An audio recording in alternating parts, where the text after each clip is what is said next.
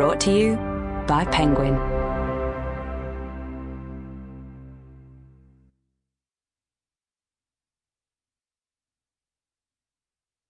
Dedicated to all those people, and why not, who, after the publication of Weird Sisters, deluged the author with their version of the words of the Hedgehog Song. Deary, deary me.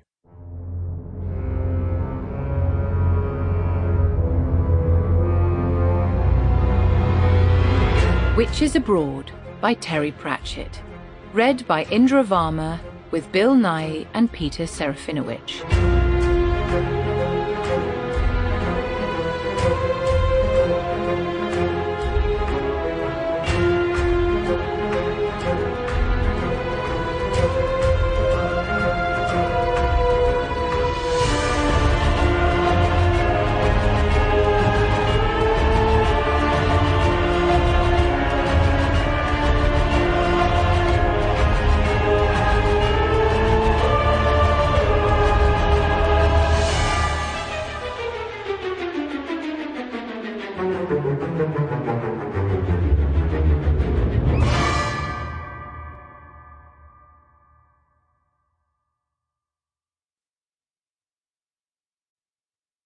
This is the Discworld, which travels through space on the back of 4 elephants, which themselves stand on the shell of Great Achuin, the sky turtle.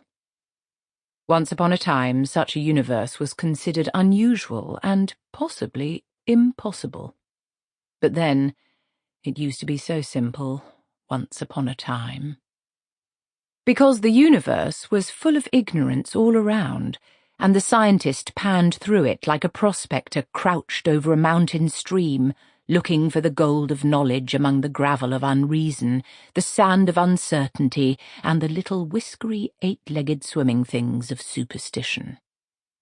Occasionally he would straighten up and say things like, "Hurrah! I've discovered Boyle's third law!" And everyone knew where they stood. But the trouble was that ignorance became more interesting, especially big, fascinating ignorance about huge and important things like matter and creation, and people stopped patiently building their little houses of rational sticks in the chaos of the universe and started getting interested in the chaos itself.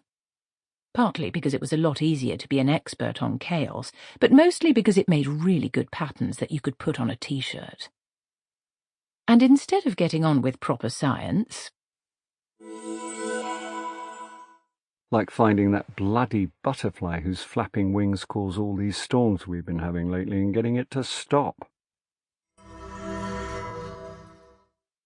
Scientists suddenly went around saying how impossible it was to know anything, and that there wasn't really anything you could call reality to know anything about, and how all this was tremendously exciting, and, incidentally, did you know there were possibly all these little universes all over the place, but no one can see them because they are all curved in on themselves? Incidentally, don't you think this is a rather good t-shirt? Compared to all this, a large turtle with a world on its back is practically mundane. At least it doesn't pretend it doesn't exist, and no one on the Discworld ever tried to prove it didn't exist in case they turned out to be right and found themselves suddenly floating in empty space. This is because the Discworld exists right on the edge of reality. The least little things can break through to the other side. So, on the Discworld, people take things seriously. Like stories. Because stories are important. People think that stories are shaped by people. In fact, it's the other way around. Stories exist independently of their players.